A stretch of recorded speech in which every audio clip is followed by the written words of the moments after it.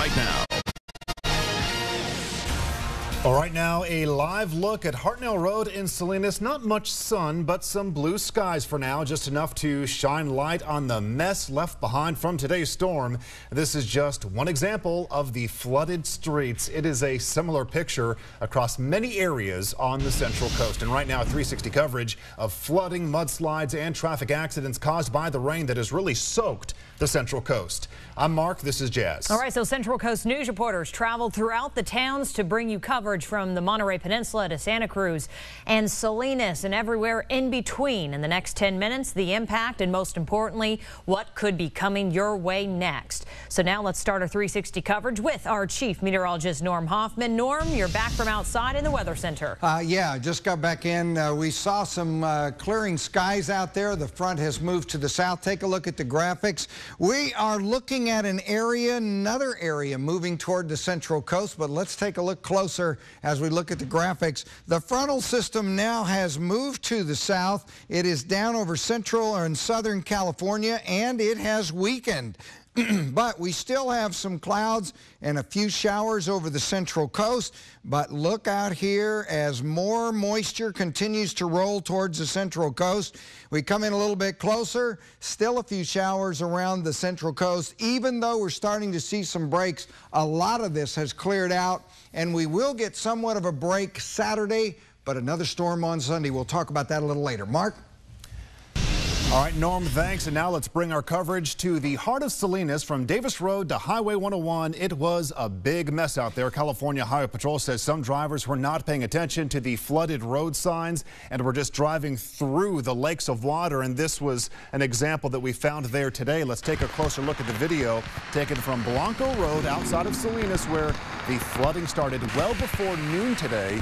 The flooding problem, it caused problems not only for the road crews, but yes, also for the drivers. Making matters worse, the situation could intensify with the next big storm system set to blow through the area on Sunday. Let's go live now to Michelle Polito in Salinas. Michelle, you've been out there all day. What's it been like for drivers?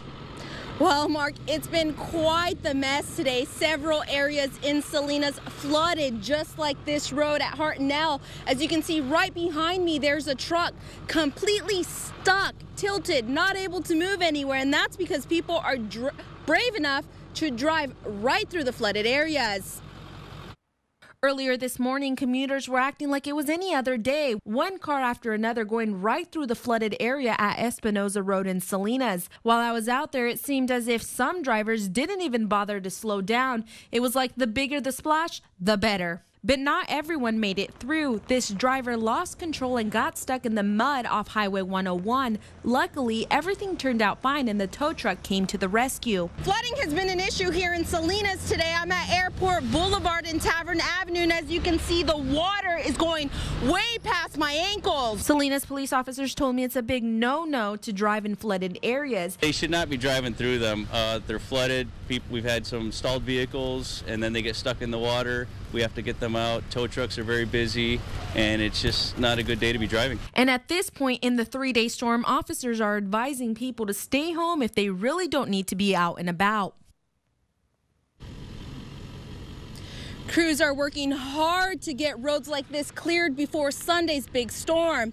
Live in Salinas, Michelle Polito, your Central Coast News. Yeah, Michelle, I'm thinking you want a blow dryer right now and some hot chocolate, right? Absolutely. I've had a fro all day.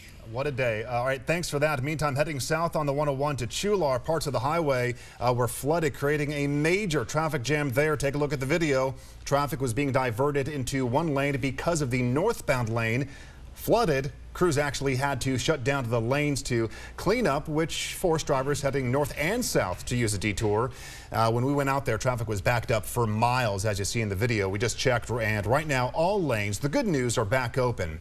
Well, that was the scene earlier, but now here is a live look at Highway 101 near Main Street. A reminder, the roads are slick, and while they may dry up somewhat, they will stay pretty slick through at least Sunday.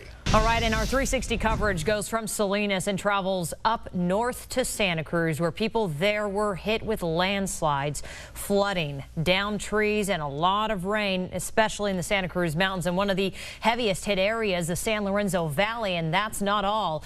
The rain created, of course, streams right down the hillsides, and also look at this mudslide just north of Watsonville. You'll see it in a second, and there it is. It made for a mess along Pioneer Road, and then in Ben Lomond, a tree fell across some power lines, snapping a pole and causing California Highway Patrol to close Love Creek Road while crews cleaned up the mess.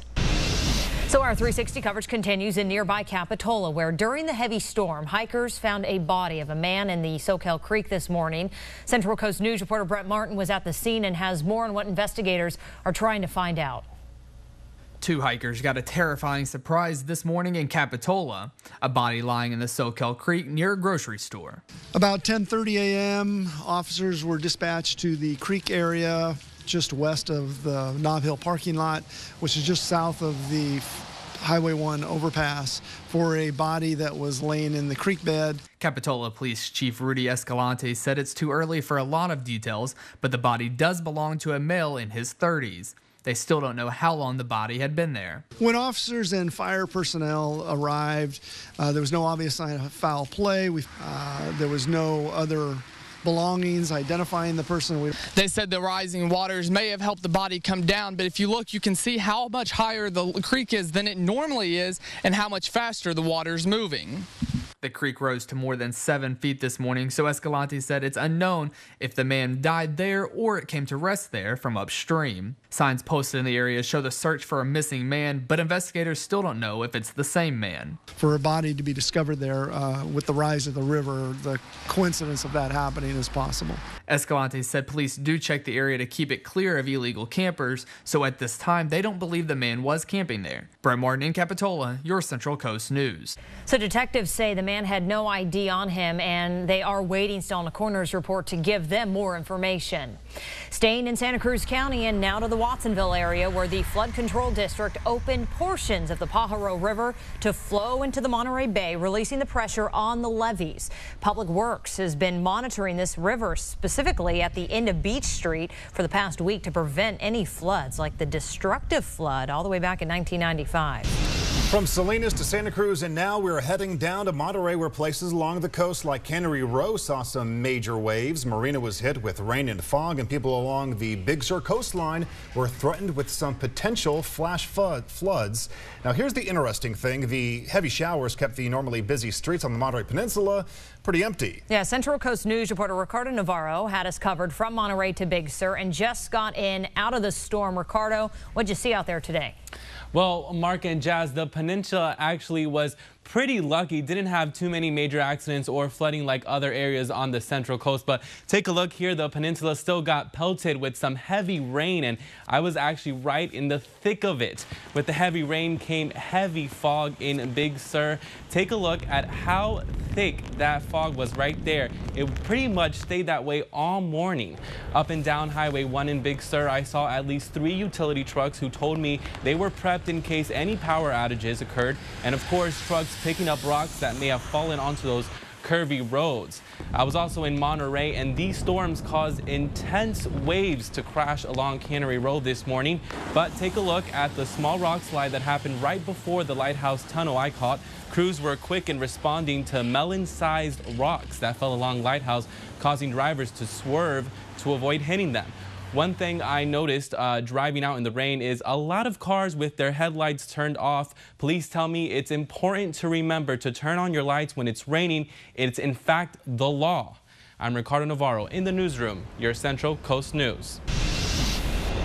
All right, our 360 coverage moves forward now, and it's not just the Central Coast, but from Sacramento to Santa Monica, California is getting pounded. It's here in the Digital Operations Center where we are getting in the video of the latest damage, so let's get right to it. In San Francisco, police blocked off roads to trim this tree, and we're not talking holiday style. Oversaturated. the ground. It gave way, causing this to crash on a Mercedes. Neighbors say this area gets the brunt of bad luck during these storms. Now from San Francisco to San Diego, where 12-foot waves are pounding the shoreline. Some of the biggest waves are expected to hit here in the Southern California area tomorrow, along with dangerous rip currents. And now this storm has turned deadly. The bad weather has claimed at least one life. A Pacific Gas and Electric worker was killed near Sacramento when he crashed his truck during the storm. The accident happened just before 2 this morning. Police say he lost control and slammed into a traffic signal pole. He died at the scene of the crash. Well, the storm may have tapered off somewhat, but more is on the way come Sunday, as we've been telling you, and we have you covered from live tweets and the pictures to Facebook conversations going on right now, so stay informed.